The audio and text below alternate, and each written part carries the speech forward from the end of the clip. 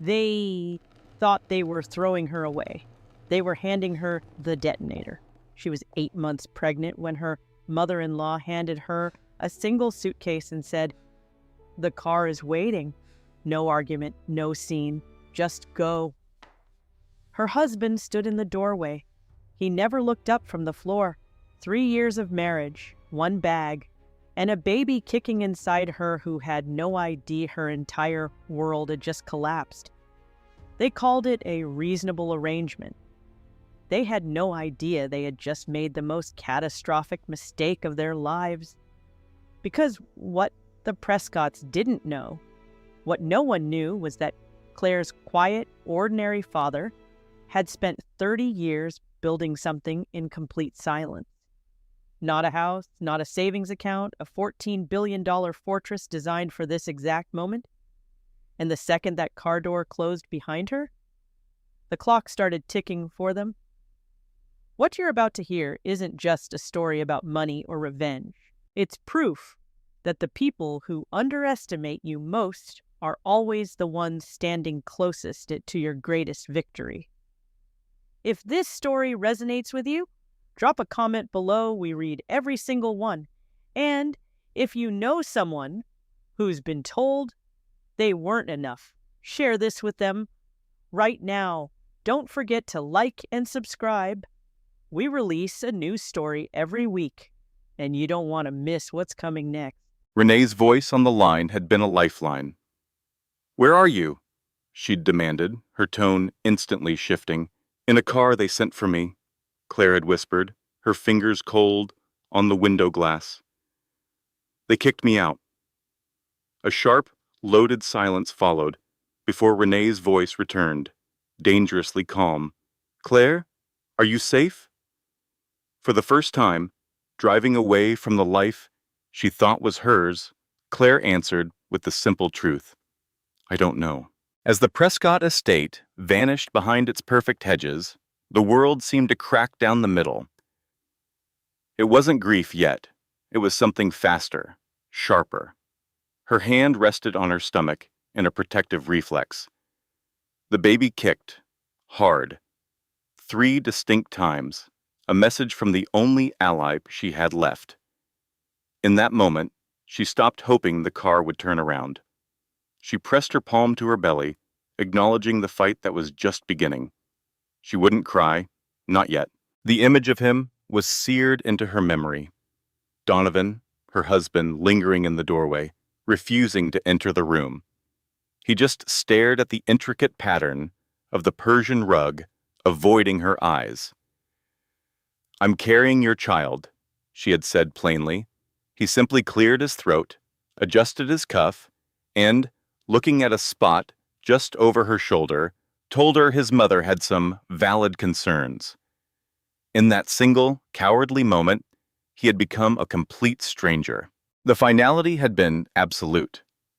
"The car service is waiting," Margaret had said, already turning away, the conversation over. "I had Rosita pack one of your bags." One bag for 3 years of a life. Claire stood there, a small part of her, still waiting for someone to protest, to say, "She is our family." No one spoke. The only sounds were the ticking clock and the rustle of a newspaper. She walked to the foyer, where a single black suitcase sat, waiting by the door. It wasn't the cruel words or Donovan's silence that finally broke her. It was the unexpected weight of the bag. In that heft, she felt the truth. This was not a spontaneous decision. This had been planned. They had packed her life away before she ever entered the room. She picked it up, walked out to the waiting car with its blacked-out windows, and slid inside. Through the tinted glass, she watched the front door of the mansion, waiting for it to open. It never did. But that morning had begun just like any other. At 8 months pregnant, she'd been wearing Donovan's old sweatshirt because nothing else fit.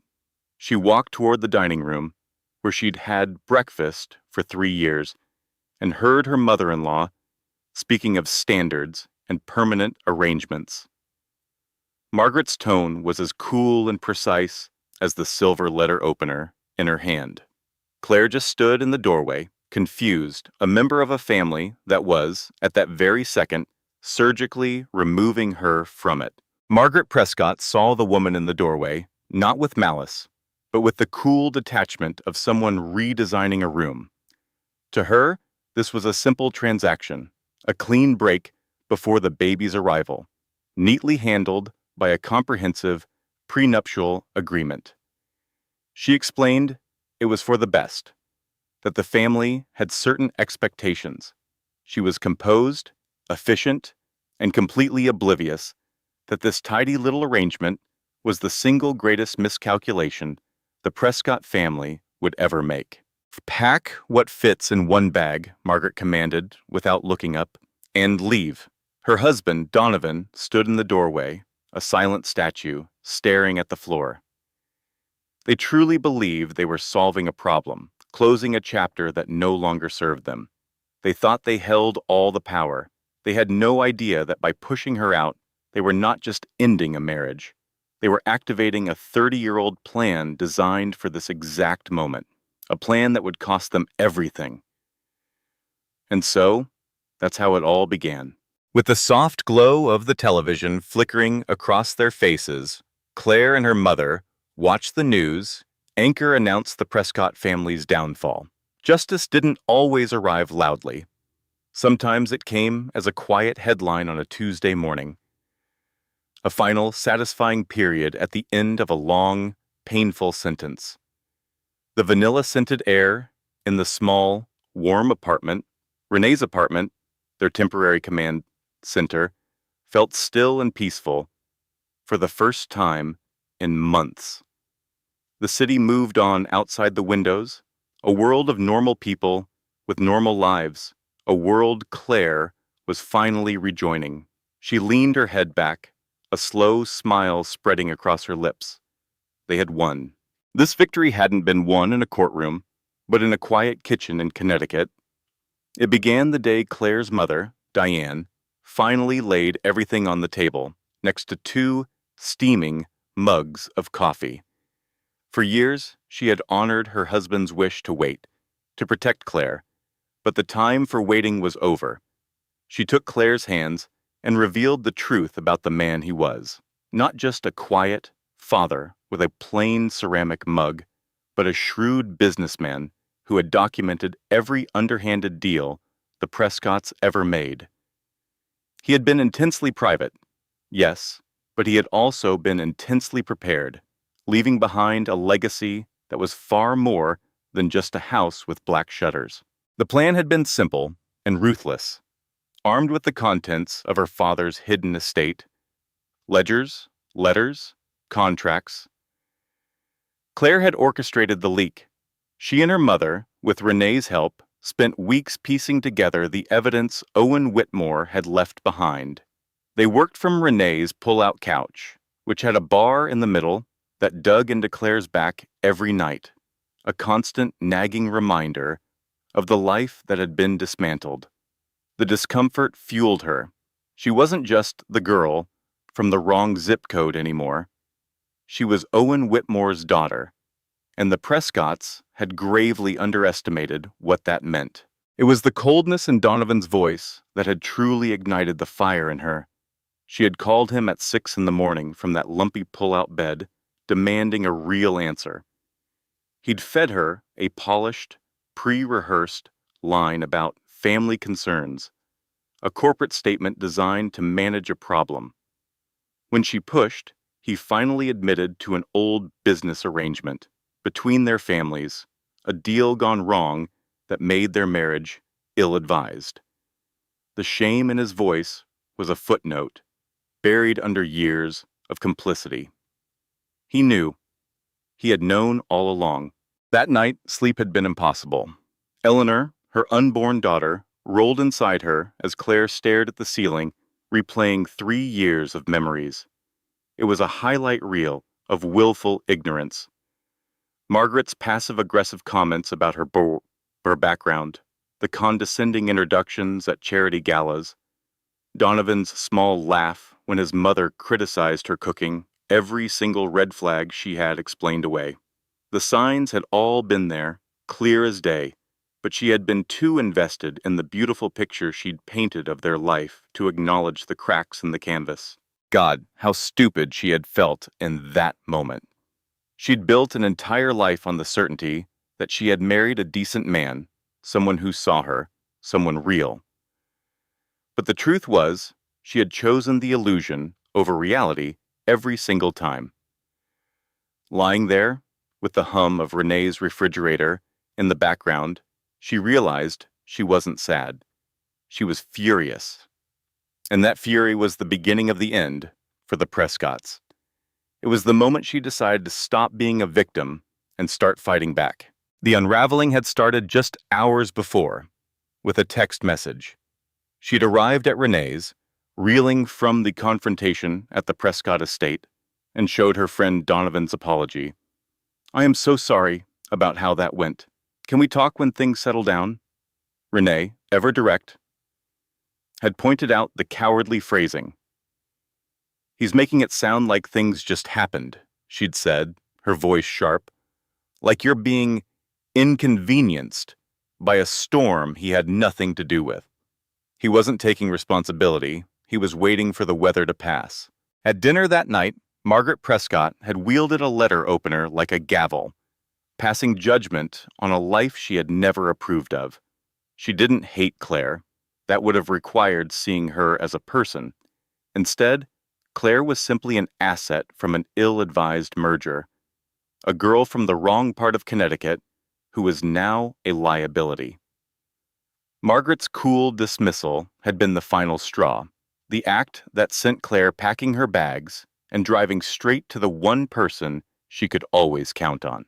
She had walked into Renee's apartment, a sanctuary that always smelled of the same vanilla candles and dryer sheets from their college days. It was a home where someone actually lived, unlike the curated museum she shared with Donovan. Renee had taken one look at her face, put an ottoman under her feet, and gone to the kitchen to fill the kettle. Claire knew those sounds, the clink of mugs, the rush of water. It was the sound of Renee preparing to hear the worst, and preparing to fight alongside her. The city lights blurred past the car window as she'd fled the Prescott mansion. People on the street, a man with a coffee, a woman with a stroller, their ordinary lives seemed a universe away. She had closed her eyes, leaning against the headrest, her world collapsing. In that moment, she was 8 months pregnant, effectively homeless, and married to a man who had just allowed his mother to discard her like a piece of unwanted furniture. And to think it all started so innocently. She remembered the gallery, the way he had appeared at her elbow and said something genuinely observant about the painting she was admiring. He hadn't just looked at the art. He seemed to truly see it. She had been so captivated, so certain she was meeting someone who saw the world, and her, with real clarity. So that's how it was? She never stood a chance. "Your father didn't just leave you money," Sylvia said, her voice even. "He left you leverage." She pushed a second, much thicker folder across the polished wood desk. Claire looked down at the top document, her gaze steady. A small, knowing smile touched Sylvia's lips. "You really are so much like him. He always knew when I was holding something back, too." This was the moment of transformation, the instant a carefully constructed lie shattered, and the full, staggering truth took its place. The question of what would happen next hung in the air, but the fear was gone, replaced by the weight of the folder under her hand. Owen Whitmore had not just built a shield, he had forged a sword. Before this, Sylvia had been explaining the legal architecture of her freedom. The trust was ironclad, she'd said, turning a page in the first folder. Your spouse has no claim to any of the assets. Your father was meticulous. He hired 3 separate law firms to make sure the language was unbreakable. It was clear he had pictured someone exactly like Donovan. He anticipated this scenario, yes, Sylvia confirmed. He was a man who had been burned badly once and he spent the rest of his life ensuring it would never happen again. Not to him, and especially not to you. Claire had stared at the documents, her mind connecting the chilling facts. The facts had been devastatingly clear. We can't prove it was the Prescotts with absolute certainty, Sylvia had stated with precision. But we have records of inquiries made by a law firm with deep ties to Prescott Holdings. They were searching for your father's estate documents. She paused, letting the next words land with their full weight. Those searches began about 4.5 years ago. The silence in the room was absolute. 4.5 years, 6 months before Donovan Prescott just so happened to be at the same gallery opening where he met her. The thought had arrived not with passion, but with the cold finality of an autopsy report. I was an acquisition. The realization had solidified back in her mother's kitchen, sending a cascade of memories through her mind, each one now tainted. The way Donovan's family had initially inquired about her background, Margaret's polite but persistent questions about Owen's business. A remark from Garrett Prescott at a dinner party 2 years into her marriage, asking offhandedly if she kept in touch with her father's professional contacts. A time Donovan had ended a phone call the moment she walked in, brushing it off with, "Just some of my dad's people." She had thought nothing of it, any of it, until she had turned to her mother and asked, her voice barely a whisper, "Mom, did the Prescotts know about the trust?" Her mother's expression was answer enough. "Sylvia thinks they did," Diane had replied softly. "There's evidence someone was looking for your father's estate paperwork about 4.5 years back, before you ever met Donovan, before he fell in love with her at a gallery." No, he hadn't fallen in love at all. He had been assigned a target. The thought that she deserved more than this was not dramatic or emotional. It was a simple, solid fact. Her father had known, and he had spent 3 decades making sure that when this day came, she would be ready to walk away with her head held high. That clarity was what had propelled her. "I need to speak with Sylvia Holloway," Claire had announced, her voice calm, in a way that had nothing to do with peace and everything to do with a newfound, unshakable purpose. Sylvia Holloway's office wasn't the grand, marble-floored fortress she'd imagined for a $14 billion trust. It was a quiet brownstone in Hartford, smelling of old paper and coffee. It was a place for serious work, not for show. Sylvia herself, silver-haired and 62, possessed the deep stillness of a person who had carried a monumental secret for years and learned not to be burdened by it. As Claire entered, the lawyer looked up, and an expression of profound relief crossed her face. "You have his eyes," she'd said. "You look exactly like him." It all began in her mother's quiet kitchen, with the hum of the refrigerator and a plate of butter, cookies on the table. "How much?" Claire had asked, her voice steady. Diane had closed her eyes for a second before opening them. $14 billion, she said. "In a trust, just for you. It becomes active on your 29th birthday." The world didn't tilt. The bird on the feeder outside didn't fly away. "Say that again. $14 billion, Claire. In an irrevocable trust solely in your name." Diane's voice trembled slightly. "He said he wanted you to have..." His exact words were, "absolute independence." Absolute independence. From Owen Whitmore, the man with a simple watch who drove American cars, who read the paper on the back porch every night. The man who called her his greatest achievement on every single birthday. Pregnant and unsteady, Claire had walked out onto that same porch, thinking of his Sunday morning ritual of filling the bird feeder. It was just a thing that needed doing, so he did it. He knew this could happen, she thought. Not the Prescotts, not specifically, but someone like them. Someone who would come for you at your most vulnerable. believing they were entitled to what was yours.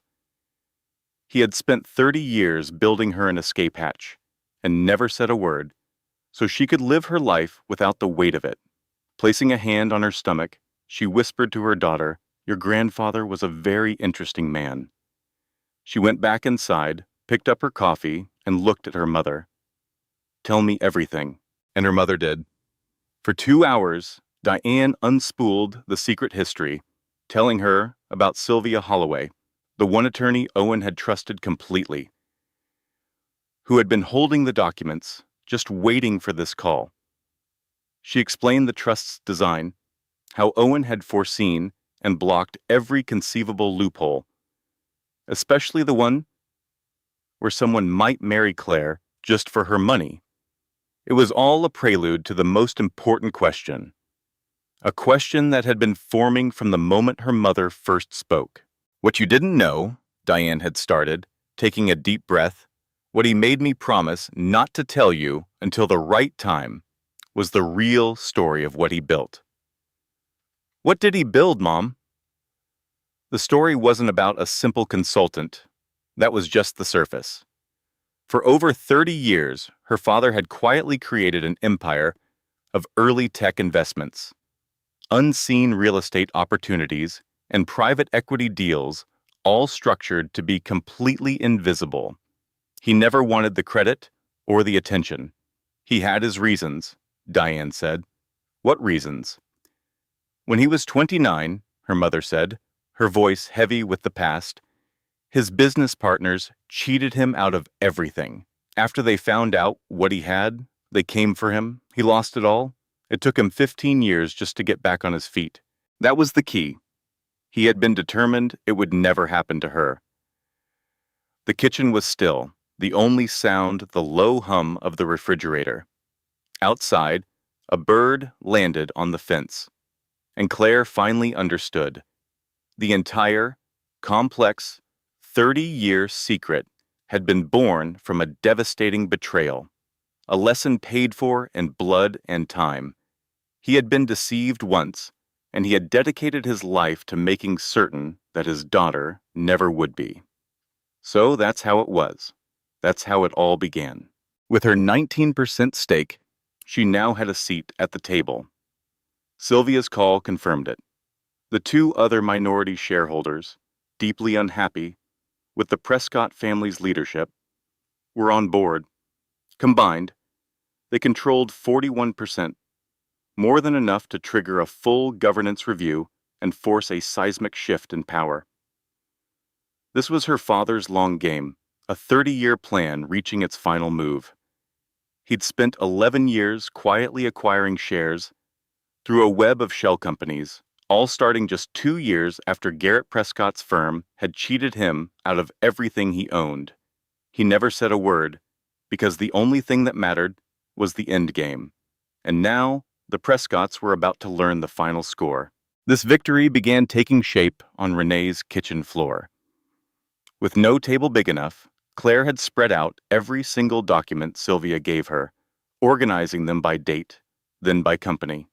Renee watched from the couch, spooning cereal, her expression one of pure disbelief. "Your dad owned a piece of that app I use every day?" she asked, pointing. "And those hotels in Colorado? A logistics company in Ohio?" It was all there, a hidden empire, built in plain sight. The Prescotts hadn't just failed to conjure Claire Whitmore, they had unknowingly delivered her the master key to their own kingdom. She had laughed then, a deep, bubbling laugh that had been trapped inside her for years. It was 2:17 in the morning, her pregnant belly making it impossible to sit comfortably on the floor. Staring at the evidence of a $14 billion fortune belonging to a man who wore a simple watch and filled a bird feeder every Sunday, she felt something break free. "Is this a breakdown?" Renee had asked, wide-eyed.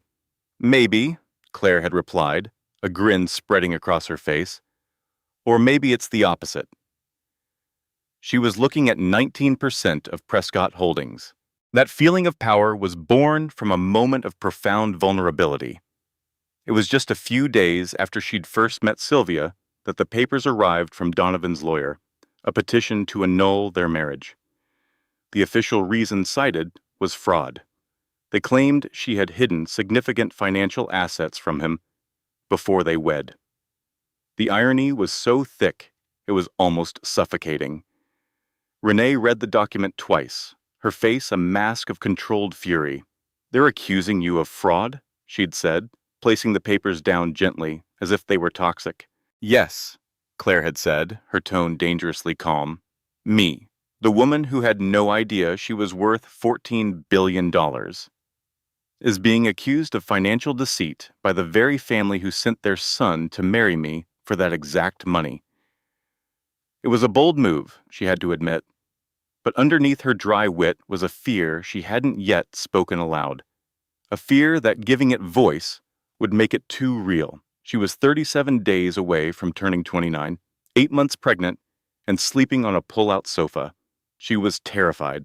She found her resolve in a hot bath, her enormous stomach like an island in the water. She just sat there, breathing, for 40 minutes. "I am my father's daughter," she thought. "He lost everything at 29 and spent the next 30 years building an untouchable fortress. I just have to get there." The baby kicked, a slow, rolling motion against her ribs. "I know," she whispered. "We're going to be okay." Wrapped in a towel on the cold tile floor, she called Sylvia. "They filed for an annulment," she said, "on grounds of fraud." Sylvia's voice was a balm of calm. "I expected this," she said, completely unfazed. "It actually makes the trust transfer cleaner and negates any future claims on marital assets." When Claire mentioned the fraud accusation, Sylvia was dismissive. "It won't stick. They have to prove you knowingly concealed it, and we have mountains of proof you were oblivious." Sylvia paused. "Let them file. It works in our favor." Those words shifted everything in Claire's mind, turning a personal attack into a strategic advantage. She then learned there was one final piece to her father's plan. "Your father didn't just buy their shares as an investment," Sylvia had explained over the phone. "He held them as a weapon." She said Claire would understand when she saw the full picture. He intended that if anyone ever tried to harm her, she would already be inside their walls, waiting. That same night, Donovan himself called. His voice was genuinely weary. "I need to talk to you," he said. Claire waited 4 rings before answering, her heart a steady, cold drum. "I didn't want it to happen like this," he'd said.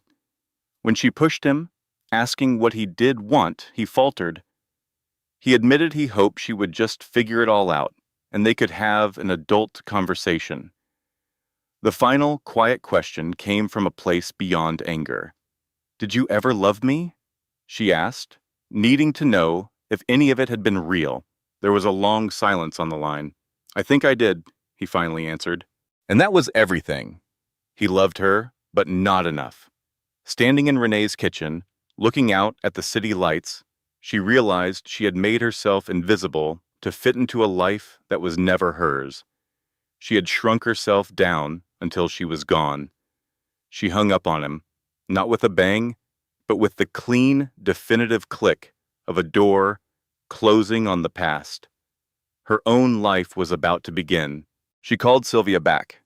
"I'm ready," she said, her voice clear and strong. "Whatever's next, I'm ready." It all started on a Tuesday morning in Sylvia's office. A man named Clark Merritt, who carried himself with the quiet satisfaction of someone whose long wait was finally over, spread 3 documents on the conference table. He was 60 years old and spoke of colossal sums of money with the casual ease of a man reading a grocery list. "Your father," he began, looking directly at Claire, "wasn't just brilliant in the size of what he built, but in its very design." He pointed to the first page. "The trust holds an investment portfolio. As of last month, it was valued at $14.3 billion. Standing in Renee's kitchen, a quiet sense of triumph settled over Claire for the first time since she had walked out of the Prescott mansion. On the phone, the family attorney was speechless. Furthermore, she added, her voice unwavering, we have documentation of certain activities by Garrett Prescott's early investment firm. Sylvia Holloway is prepared to share that with the proper regulatory bodies if we cannot reach a reasonable arrangement. The silence on the other end was now absolute. I will have to speak with the family, Preston Vale finally managed to say. Of course, Claire said coolly. You have 48 hours. She hung up the phone. Starting over no longer felt like an impossible task. It felt like the only path forward. The truth was, staying had always been the more difficult choice, a fact she hadn't allowed herself to acknowledge until now. This was the culmination of everything her father had built. It had all been laid bare for her that afternoon. The first document outlined a vast trust, with assets in technology, real estate, private equity, and infrastructure investments designed to appreciate for decades. The second document was the key. It detailed the trust's 19% ownership of Prescott Holdings, acquired secretly over 11 years through 3 different entities, none of which could be publicly traced back to Owen Whitmore. What you do not yet know, the lawyer, Clark had explained, sliding a third file across the table, is that your father also established contact with 2 other minority shareholders 4 years before he died. He indicated their profiles: a retired investment banker holding 12% and a family trust with 10%. Both parties have been in a quiet, ongoing dispute with Prescott's governance. Claire quickly did the math. 19 plus 12 plus 10. It was 41%. He brokered the relationship, Claire had said, the scale of it dawning on her. He set up the entire alliance before he died and left the final move to me. Clark confirmed it. He left nothing to chance. He corresponded with them for 3 years, established trust, and made it clear that when the time was right, someone representing his interests would make contact. He had planned for every possible version of this. After the meeting, Claire sat in her car in the parking lot for 25 minutes without even turning the key. She needed the reality of it to sink in. She pictured her father on his porch in Connecticut, reading his paper, a quiet man playing a 30-year game with complete and utter certainty. She thought of him at her college graduation, the way he had given her one of his rare, meaningful hugs and said into her hair, "You can do anything you decide to do, Claire. Remember that." She had dismissed it as a standard fatherly encouragement. Now she knew he had meant it literally. He had spent 3 decades constructing the very conditions to make that statement legally and financially true. Finally, she called her mother. "Did you know about the Prescott shares?" "Sylvia told me this morning," Diane said, a small laugh catching in her throat. The kind that is also partly a sob. "He really was something, wasn't he? He loved you so much, Claire. Every single piece of what he built was for you." In the weeks that followed, Claire lived in those documents. She wasn't just learning about her inheritance as a number. She was mapping the landscape of her father's foresight. She was preparing. The night her water broke, she was watching television on Renee's couch, looking at a picture of them from their first year of college, impossibly young and unworried. At 3:47 in the morning, she felt it. At the hospital, the entire Prescott saga receded to a great distance. All that remained was her body, her breathing, and the work of bringing her daughter into the world. She arrived at 7:42 a.m., weighing 7 pounds, 4 ounces, with dark hair and her grandfather's nose. She held her daughter in the white hospital light and spoke the name she had chosen the week she finally learned the truth about Owen Whitmore. "Eleanor," she said softly. "Eleanor Owen Whitmore." It was not Prescott. It was Whitmore. In a chair by the window, Renee cried silently. Her mother stood by, clutching a cold cup of coffee. Near the door, Sylvia's expression was no longer that of a woman keeping a secret, but of one who had waited to see a story's end and was finally witnessing it. Claire did not call Donovan. All of this started because of words spoken 3 weeks before her birthday, when a pregnant Claire was handed a bag by Margaret Prescott. The phrase was meant to be a final, dismissive judgment. It was only now, with Eleanor in her arms and control of 41% of their company, that the full irony was clear. "We believe this is a reasonable arrangement," Margaret had said, casting her out of their family. So that's how it was. With Eleanor's carrier in hand, she rose, feeling a lightness she hadn't known for months. Not a feeling of being unburdened, but of being correctly weighted, with nothing heavier than it was meant to be.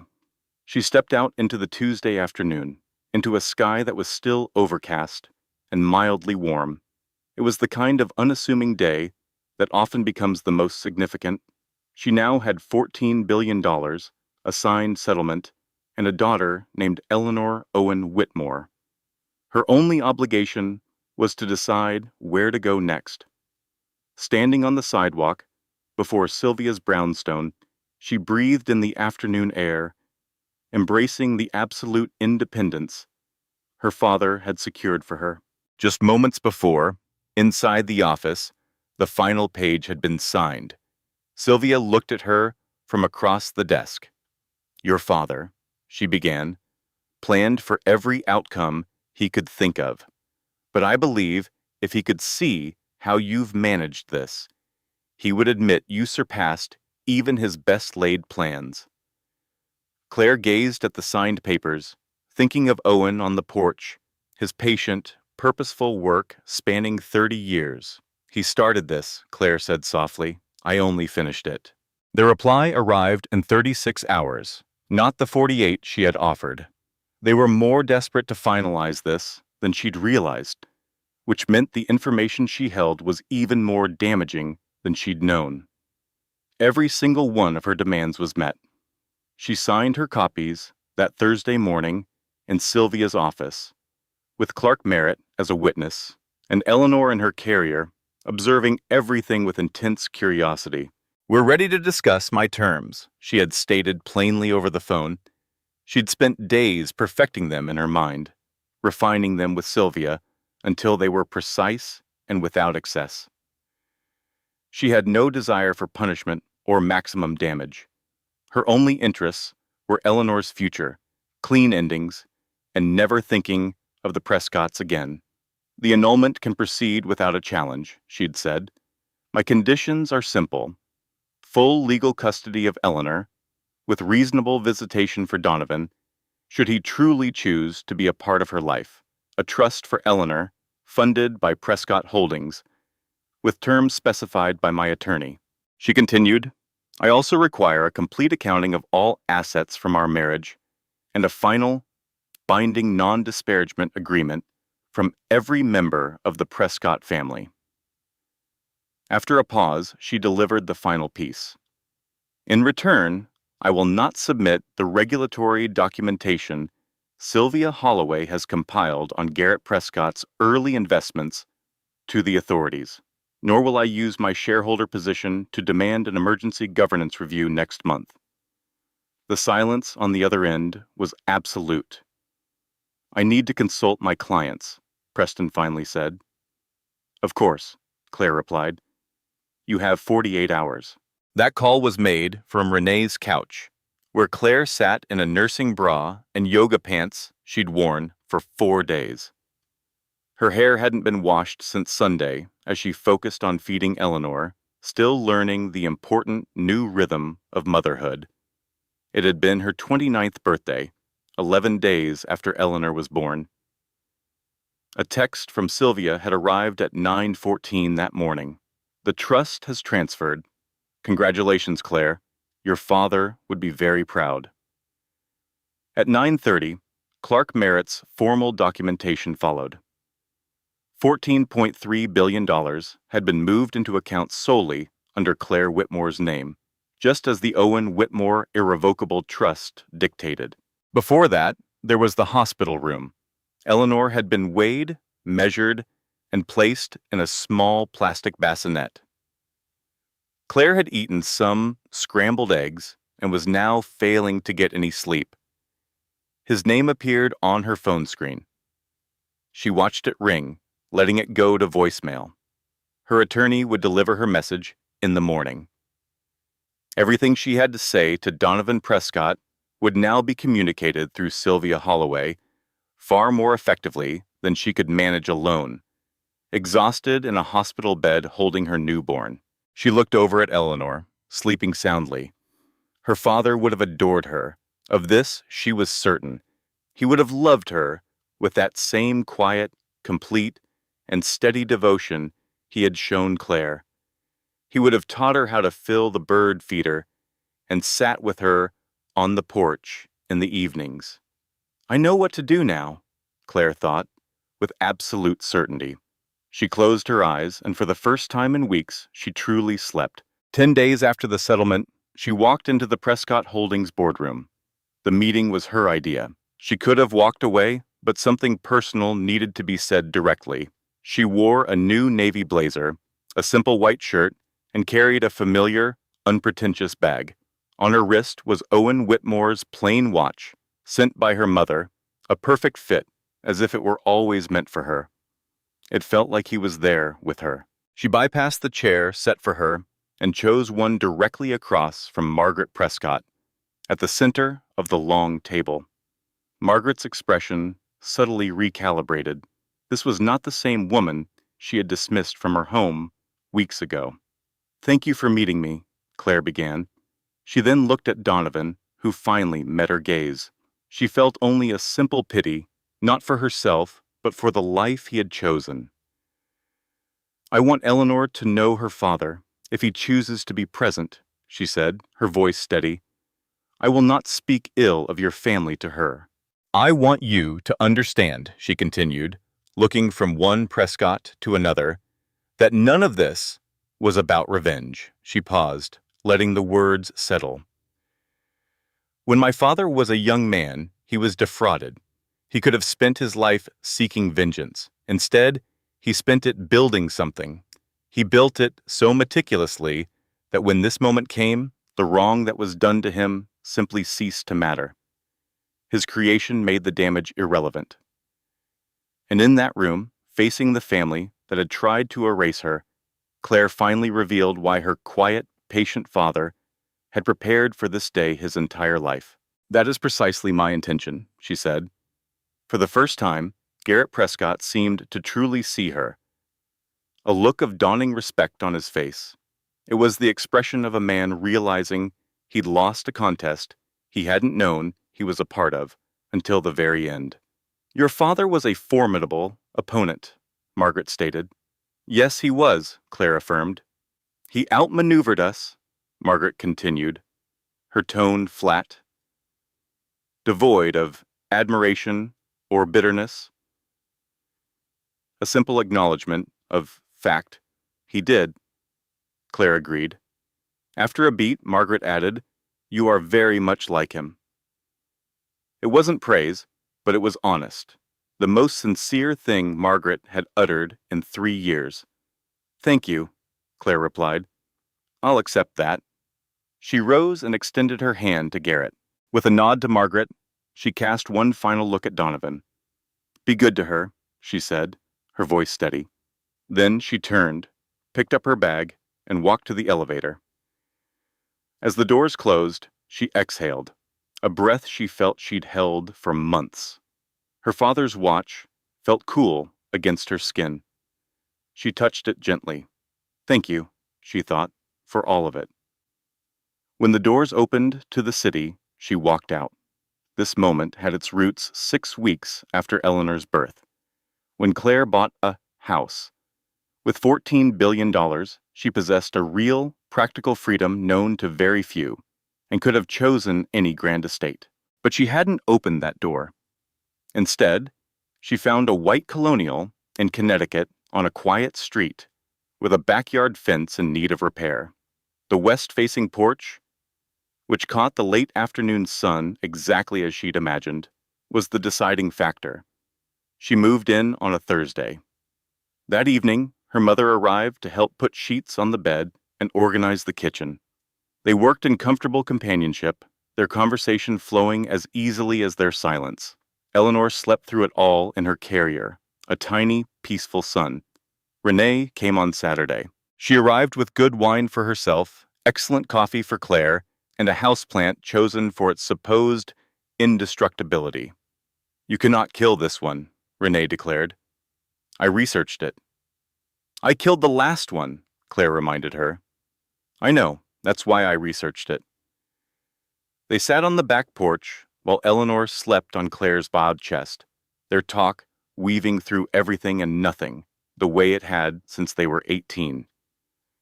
Ainsley Prescott came Sunday afternoon. She held a gift for Eleanor in yellow paper, her posture tentative as if braced for rejection. Claire opened the door. "Come in," she said. "The coffee is fresh." Ainsley's face softened. A specific tension left her, the relief of someone who had expected to be turned away. "Thank you," Ainsley murmured. Sitting among the boxes, Claire knew this friendship would need slow, careful patience. A virtue she now had in abundance. A card from Donovan arrived that week. On the heavy cream stationery the Prescotts always used. "I hope she has your warmth and your father's steadiness. I am sorry I was not the man either of you deserved." She read it once, then put it in a box marked Eleanor's, a place for the pieces of the whole, true story her daughter deserved to know one day. In the quiet hours, she had started composing the truths she would one day share with her daughter. She would tell Eleanor that her grandfather built his world not from anger, but from love.